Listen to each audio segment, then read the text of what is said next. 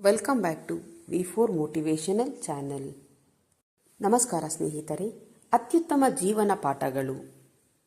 ನಿಮ್ಮ ಜೀವನದ ಸವಾಲುಗಳನ್ನು ಎದುರಿಸಲು ನಿರ್ಭಯವಾಗಿರಿ.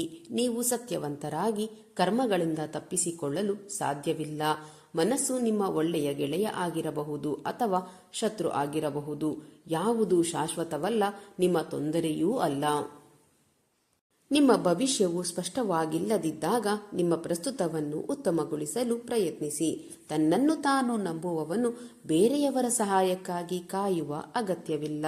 ಬೆಟ್ಟದಷ್ಟು ಕಷ್ಟ ಮುಂದಿದ್ದರೂ ಸಾಸಿವೆಯಷ್ಟು ಸಮಾಧಾನ ನಿಮ್ಮಲ್ಲಿರಲಿ.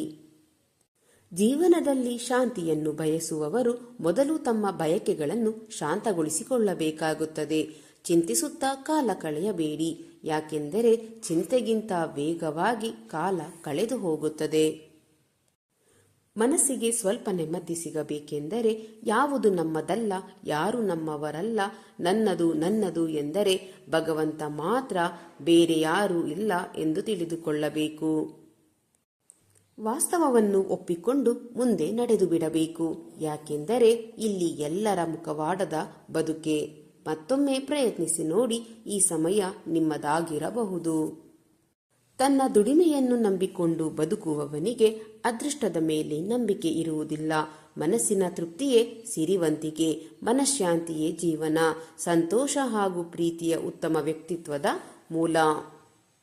ಕೆಲವು ಸಂದರ್ಭಗಳೇ ಹಾಗೆ ಸ್ನೇಹಿತರೆ. ಹೇಳಿಕೊಳ್ಳಲು ಬೆಟ್ಟದಷ್ಟು ಇದ್ದರೂ ತಟ್ಟಂತ ಬಾಯಿ ಬಿಟ್ಟು ಹೇಳಿಕೊಳ್ಳಲು ಆಗುವುದಿಲ್ಲ. ಹೃದಯದಲ್ಲಿ ಬಚ್ಚಿಡುವುದಕ್ಕೂ ಆಗುವುದಿಲ್ಲ, ಮನಸ್ಸು ಬಿಚ್ಚಿ ಮಾತನಾಡುವುದಕ್ಕೂ ಆಗುವುದಿಲ್ಲ.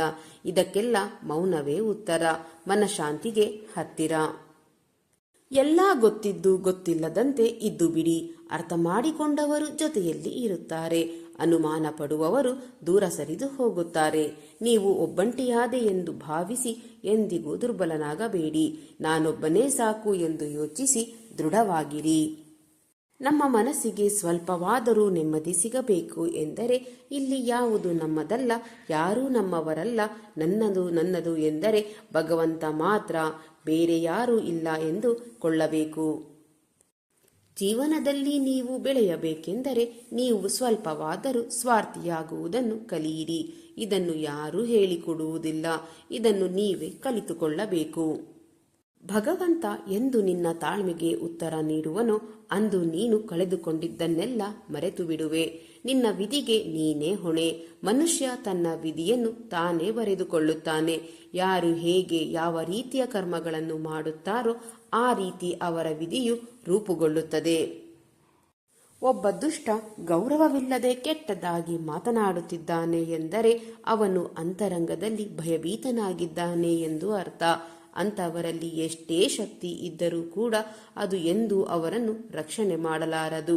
ಯಾಕೆಂದರೆ ಅವರಿಗೆ ತಮ್ಮ ಶಕ್ತಿಯ ಬಗ್ಗೆ ಆತ್ಮವಿಶ್ವಾಸವೇ ಇರುವುದಿಲ್ಲ. ಇಂದು ನಕ್ಕು ಸುಮ್ಮನಾಗುವ ವ್ಯಕ್ತಿ ಮೊದಲು ಅರ್ಥ ಮಾಡಿಕೊಂಡವನಾಗಿರುತ್ತಾನೆ. ಜೀವನದಲ್ಲಿ ಯಾವತ್ತಾದರೂ ಸೋತಿನೆಂದು ಅನಿಸಿದ್ದಲ್ಲಿ, ಯಾವ ಮಾರ್ಗವೂ ಕಾಣದಿದ್ದಲ್ಲಿ, ಕಂಗಾಲಾಗಿ ಹೋದಲ್ಲಿ ಅವಶ್ಯಕವಾಗಿ ಭಗವಂತನಿಗೆ ಶರಣಾಗಿ. ಅಲ್ಲೊಂದು ಬೆಳಕು ಖಂಡಿತ ಕಾಣುವುದು. ನಿಮಗಿದು ತಿಳಿದಿರಲಿ ಸ್ನೇಹಿತರೆ. ಮನುಷ್ಯ 2 ವಿಷಯಗಳಲ್ಲಿ ಬಹಳ ಜಾಗೃತನಾಗಿರಬೇಕು. ಬಾಯಲ್ಲಿ ಆಹಾರ ಹಾಕುವಾಗ ಮತ್ತು ಬಾಯಿಯಿಂದ ಮಾತು ಹೊರಹಾಕುವಾಗ. ಮೊದಲನೆಯದು ಆರೋಗ್ಯವನ್ನು ಕಾಪಾಡುತ್ತದೆ, ಎರಡನೆಯದು ವ್ಯಕ್ತಿತ್ವವನ್ನು ಕಾಪಾಡುತ್ತದೆ. ತಾಳ್ಮೆ ಇರಲಿ ಸ್ನೇಹಿತರೆ. ಒಂದೇ ದಿನದಲ್ಲಿ ಏನೂ ಆಗುವುದಿಲ್ಲ, ಆದರೆ ಒಂದು ದಿನ ಎಲ್ಲವೂ ಆಗುತ್ತದೆ. ಮೋಸ ಮಾಡಿ ಗೆದ್ದವರು ಉದ್ಧಾರ ಆಗಿದ್ದು ಚರಿತ್ರೆಯಲ್ಲಿಯೇ ಇಲ್ಲ. ನ್ಯಾಯದಿಂದ ನಡೆದವರು ಸೋತಿದ್ದು ಇತಿಹಾಸದಲ್ಲಿಯೇ ಇಲ್ಲ. ಮೋಸವಾಗಲಿ ಅಥವಾ ಸತ್ಯವಾಗಲಿ ಅದಕ್ಕೆ ಕಾಲವೇ ಉತ್ತರ ಕೊಡುತ್ತದೆ. ದೇಹಕ್ಕೆ ಬಾಲ್ಯ, ಯೌವನ, ಮುಪ್ಪುಗಳೆಂಬ ಬದಲಾವಣೆಗಳಿವೆ. ಆದರೆ ಆತ್ಮಕ್ಕೆ ಬಾಲ್ಯ, ಯೌವನ, ಮುಪ್ಪಾಗಲಿ ಇರುವುದಿಲ್ಲ. ಸಾವು ಶರೀರಕ್ಕೆ ಮಾತ್ರ, ಆತ್ಮಕ್ಕೆ ಸಾವಿಲ್ಲ. ಜೀವನದಲ್ಲಿ ಎಂದಿಗೂ ನಾಶವಾಗದ ಸಂಪತ್ತು ಎಂದರೆ ಜ್ಞಾನ. ಜ್ಞಾನ ಎಂದರೆ ಅದು ಭಗವದ್ಗೀತೆ. ಅದು ಶಾಶ್ವತವಾಗಿ ನಮ್ಮ ಜೊತೆಯಲ್ಲಿಯೇ ಇರುತ್ತದೆ. ಆದರೂ ನಾವು ಅದನ್ನು ಲೆಕ್ಕಿಸದೆ ಅದನ್ನು ವಿನಾಶದತ್ತ ಕೊಂಡೊಯ್ಯುವ ಹಣ ಒಡವೆಗಳ ಹಿಂದೆ ಓಡುತ್ತಿದ್ದೇವೆ. ಇದು ನಮ್ಮ ದುರಾದೃಷ್ಟವೇ ಸರಿ. ಅತಿ ಬುದ್ಧಿವಂತಿಕೆಯಿಂದ ಮೋಸ ಮಾಡಿದವರು ಕಾಲ ಬಂದಾಗ ದಡ್ಡತನದಿಂದಲೇ ಮೋಸ ಹೋಗುವುದು ಖಚಿತ. ನಮ್ಮವರು ಎನ್ನುವುದೆಲ್ಲ ಭ್ರಮೆ. ಇಲ್ಲಿ ಕೇವಲ ನೀವೊಬ್ಬರೇ. ಇಲ್ಲಿ ಯಾರು ಯಾರಿಗೂ ಆಗುವುದಿಲ್ಲ. ತಾಳ್ಮೆ ಇರಲಿ, ಮುಂದೆ ಒಳ್ಳೆಯ ದಿನಗಳು ಬಂದೇ ಬರುತ್ತದೆ. ಒಳ್ಳೆಯತನ ಗೆದ್ದೇ ಗೆಲ್ಲುತ್ತದೆ. ಮಣ್ಣಲ್ಲಿ ಮಣ್ಣಾಗೂ ಪರವಾಗಿಲ್ಲ, ಆದರೆ ಕೆಟ್ಟವರಲ್ಲಿ ನೀವು ಒಬ್ಬರಾಗಬೇಡಿ. ಯಾರಾದರೂ ನಿಮ್ಮನ್ನು ಅವಮಾನಿಸಿದರೆ ಹೆದರಬೇಡಿ, ಯಾಕೆಂದರೆ ಹುಚ್ಚು ಜನಗಳಿಗೆ ಗೊತ್ತಿರುವುದಿಲ್ಲ ಅದು ವಜ್ರವೆಂದು. ಅವರು ವಜ್ರವನ್ನು ಗಾಜು ಎಂದುಕೊಂಡಿರುತ್ತಾರೆ. ಬಿಟ್ಟು ಹೋದವರು ಮುಖ್ಯವಲ್ಲ, ಹೋಗುವಾಗ ಏನು ಕಲಿಸಿ ಹೋದರು ಎಂಬುದು ತುಂಬಾನೇ ಮುಖ್ಯ. ನೆನಪಿಡಿ ಸ್ನೇಹಿತರೆ, ನಮ್ಮ ಕನಸುಗಳಿಗಿಂತ ದೇವರ ಯೋಜನೆಯು ಯಾವಾಗಲೂ ಉತ್ತಮವಾಗಿರುತ್ತದೆ. ಒಳ್ಳೆಯ ಸಂಬಂಧವನ್ನು ಪ್ರೀತಿ ಕೊಟ್ಟು ಉಳಿಸಿಕೊಳ್ಳಿ, ಕೆಟ್ಟ ಸಂಬಂಧವನ್ನು ಮೌನವಾಗಿದ್ದು ಕಳೆದುಕೊಳ್ಳಿ. ಕೆಲವೊಂದು ವಿಷಯದಲ್ಲಿ ನಾವು ಸಣ್ಣವರಾಗಿರುವುದೇ ಒಳ್ಳೆಯದು. ಸುಖವಿರಲಿ ದುಃಖವಿರಲಿ, ದೇವರ ನಾಮಸ್ಮರಣೆ ತಪ್ಪಿಸಬಾರದು. ಕಷ್ಟ ಬಂದಾಗ ಮಾತ್ರ ದೇವರನ್ನು ನೆನೆಯುವುದಲ್ಲ, ಸುಖವಿದ್ದಾಗಲೂ ದೇವರ ಧ್ಯಾನದಲ್ಲಿ ತೊಡಗಿಕೊಳ್ಳಬೇಕು. ಭಗವಂತ ಮಾತ್ರ ಎಲ್ಲರನ್ನೂ ಸಂಕಷ್ಟದಿಂದ ಆಚೆಗೆ ಕೊಂಡೊಯ್ಯಬಲ್ಲ. ದೇವರ ಸ್ಮರಣೆಯಿಂದ ಎಲ್ಲ ತೊಂದರೆಗಳಿಗೆ ಪರಿಹಾರ ಸಿಗುತ್ತದೆ.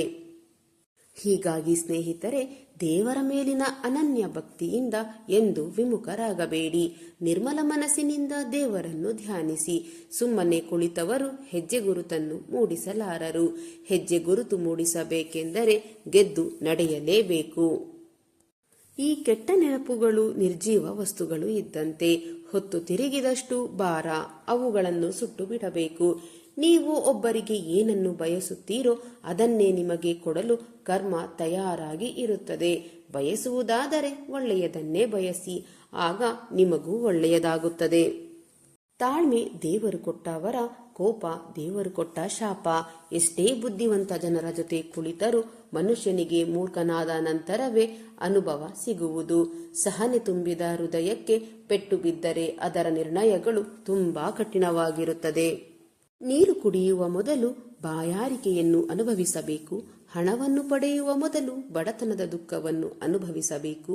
ನಿದ್ರೆಯನ್ನು ಆನಂದಿಸುವ ಮೊದಲು ಆಯಾಸವನ್ನು ಅನುಭವಿಸಬೇಕಾಗುತ್ತದೆ. ಪ್ರಪಂಚದ ಯಾವುದೇ ಸಂತೋಷವನ್ನು ಪಡೆಯುವ ಮೊದಲು ದುಃಖವನ್ನು ಅನುಭವಿಸಲೇಬೇಕು. ಜೀವನ ಸಾಗಿಸೋಕೆ ಬಹಳ ದುಡ್ಡು ಬೇಕಾಗಿಲ್ಲ, ಆದರೆ ಇನ್ನೊಬ್ಬರನ್ನು ನೋಡಿ ಜೀವನ ಸಾಗಿಸಲು ಎಷ್ಟೇ ದುಡ್ಡಿದ್ದರೂ ಸಾಕಾಗುವುದಿಲ್ಲ. ಈ ಪ್ರಪಂಚದಲ್ಲಿ ನಂಬಿಕೆಗಿಂತ ಸಂದೇಹವೇ ಹೆಚ್ಚಾದರೆ ಯಾವ ಸಂಬಂಧವೂ ಉಳಿಯುವುದಿಲ್ಲ. ಆದರೆ ಸಂದೇಹದ ನಡುವೆ ನಂಬಿಕೆ ಗಟ್ಟಿಯಾದರೆ ಯಾವ ಮನಸ್ಸು ಮುರಿಯುವುದಿಲ್ಲ. ಜೀವನದಲ್ಲಿ ನಂಬಿ ಬದುಕುವುದು ಬೇರೆ, ನಂಬಿಸುತ್ತಾ ಬದುಕುವುದು ಬೇರೆ.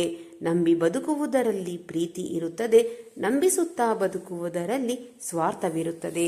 ಜೀವನದಲ್ಲಿ ನಾಲಿಗೆಯ ರುಚಿ ಬಿಟ್ಟರೆ ಶರೀರಕ್ಕೆ ಲಾಭ, ವಾದ ವಿವಾದಗಳನ್ನು ಬಿಟ್ಟರೆ ಸಂಬಂಧಗಳಿಗೆ ಲಾಭ. ಹಾಗೆಯೇ ವ್ಯರ್ಥ ಚಿಂತನೆಗಳನ್ನು ಬಿಟ್ಟರೆ ಇಡೀ ಜೀವನಕ್ಕೆ ಲಾಭ.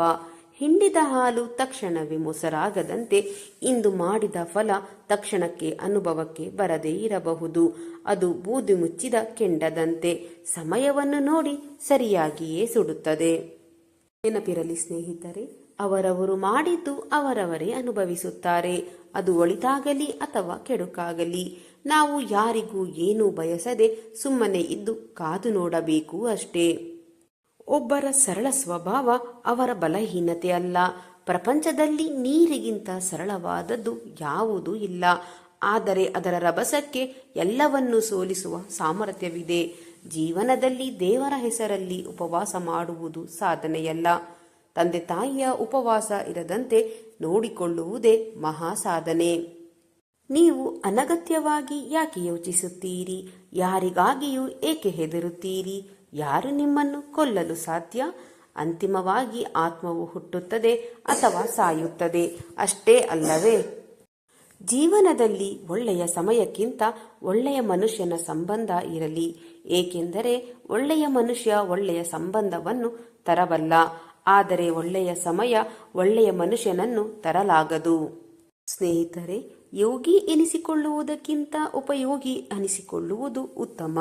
ಪ್ರಭಾವ ಹೆಚ್ಚಿಸಿಕೊಳ್ಳಲು ಪ್ರಯತ್ನಿಸುವುದಕ್ಕಿಂತ ಸ್ವಭಾವ ಉತ್ತಮಗೊಳಿಸಿಕೊಳ್ಳುವುದು ಉತ್ತಮ.